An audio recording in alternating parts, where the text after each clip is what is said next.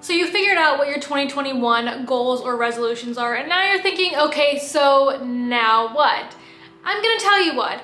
I would consider myself pretty good at the law of attraction. Here is a list of some of the things that I have manifested for myself. And I have done these things using a few different things: hard work, dedication, accountability, and the law of attraction. So I'm going to share with you a few different tools or techniques that you can use throughout 2021 or just whenever you're seeing this video to help you manifest things. Now, there are always people that come and are like, but Lindsay, manifesting is really just on a subconscious level. Like, you don't have to do these tools or techniques. And that's absolutely true. Something I've mentioned before is these are just tools or techniques just to help you teach your subconscious how worthy you are of the things you are trying to achieve. And if you are new to law of attraction, you're like, how on earth do I even manifest? What is manifestation? All of that good stuff. What are the basics of manifesting? One, I do recommend watching The Secret on Netflix. It's free. It's kind of cheesy, but it does get you to understand the basics of law of attraction. I also do have an entire playlist on manifesting that I'll link here and down below if you want to see more videos on like what is law of attraction, how to manifest,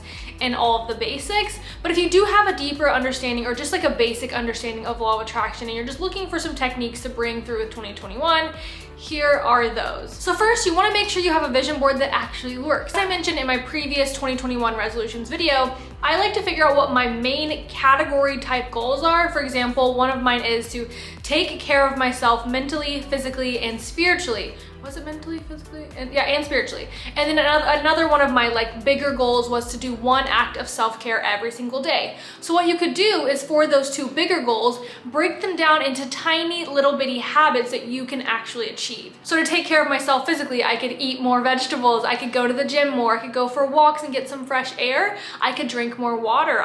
I could buy new cute workout outfits and make me excited to go to the gym and to be active. I could have an accountability partner. There's all these different habits and activities that go along with my bigger goals, and you can literally just list those out, like 10 to 20 if you want, even just 3 to 5, whatever works for you. Little habits or like actionable items that go along with your bigger goals.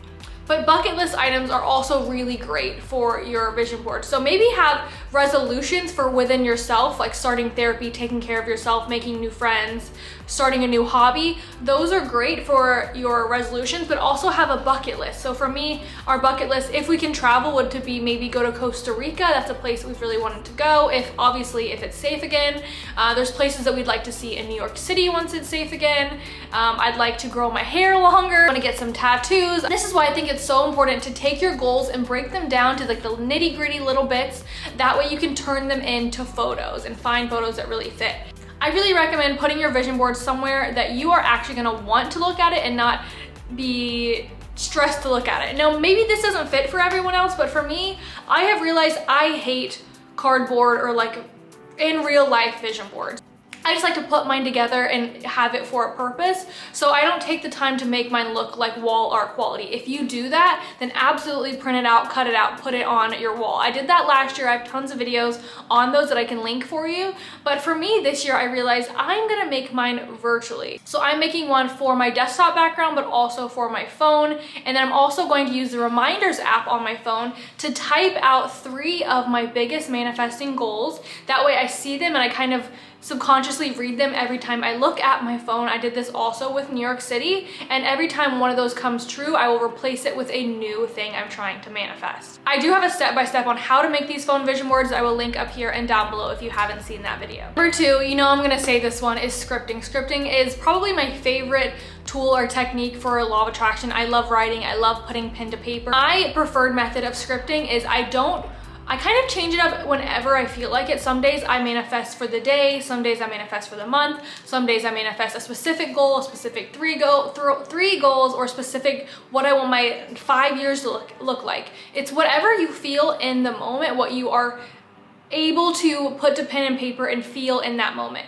Now, my biggest tips is when you're writing and when you're scripting, you want to write it in present tense and you want to put a feeling attached to it. Example sentence would be, I am so grateful, or I am so thankful, I am so excited, I am so happy, I am so elated, a feeling word because I have blank. I am so grateful because I am blank. I don't like to make my scripting take too long because I want it to be something that I can keep up with and not get burnt out from it. I notice if I do pages and pages, I don't tend to want to sit down and do it more often. So even just do a few sentences if you have the time.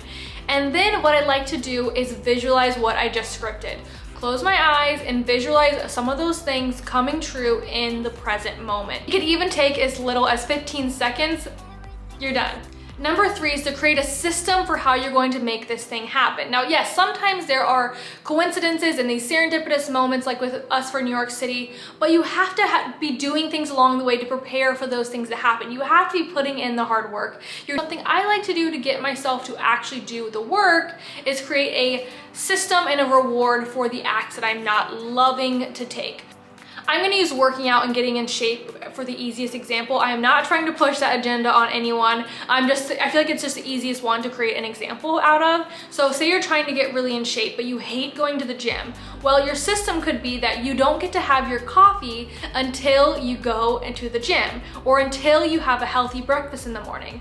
That way you are forced to get it over with, and that is your system, and it will eventually become a habit. So for me, what I'm doing is I'm gonna be going to the gym 2 days a week during the week with Noah, and then 3 days by myself where I'm just gonna go to the gym and walk on the treadmill. And on the days I'm gonna go to the treadmill, I'm gonna get up, drink a glass of water, bring a thing with me, and go straight to the gym. Before I go to sleep those nights before, I lay out my workout outfit next to my bed. That way I wake up, I instantly see my workout clothes, they're already there. I put them on, I've got my water bottle ready to go in the fridge so I can just take it straight with me to the gym, and I get it over with first thing in the morning. And then after your system, you want a reward. You don't have to have the reward every single day, and it doesn't have to be something massive. So for me, when I'm done going to the gym in the morning, I make myself the most delicious protein shake you will ever have. Like, it literally tastes like a chocolate milkshake. I'll be showing it to you next week, and I'm so excited for it. So that is my reward for going to the gym in the morning.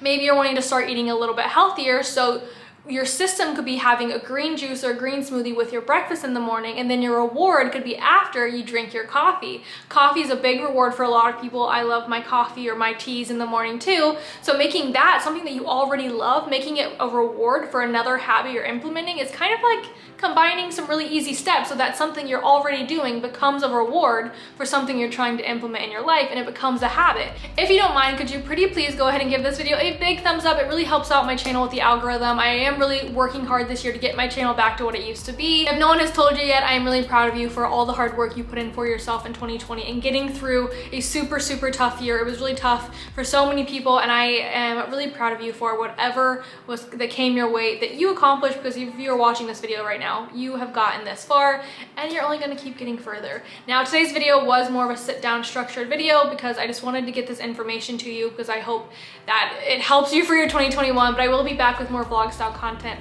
And I love you from the very bottom of my heart so much, and I will talk to you next time. Bye.